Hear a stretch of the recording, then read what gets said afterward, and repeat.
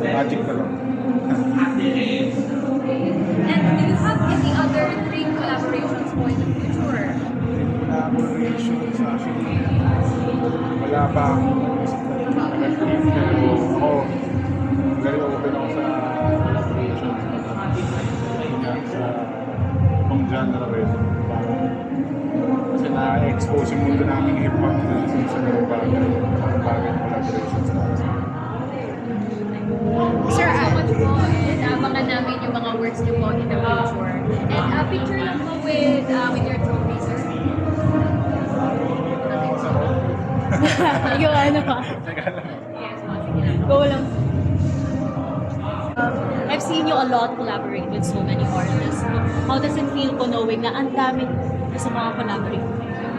Yun nga, siyempre kalangalan na nakasaratar pala nila ako kahit ibang genre sila. And ayun nga, nakakatuwa.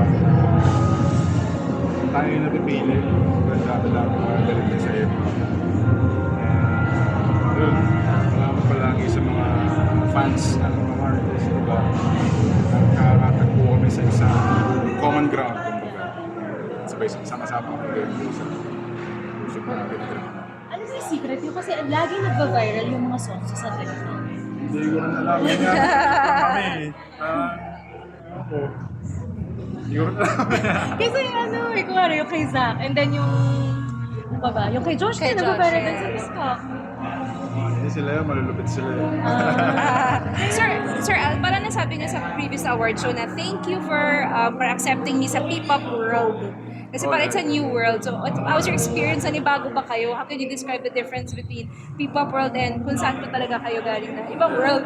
Ibang-iba. Kumbaga, iba yung kay Zach. Kasi iba tong P-pop.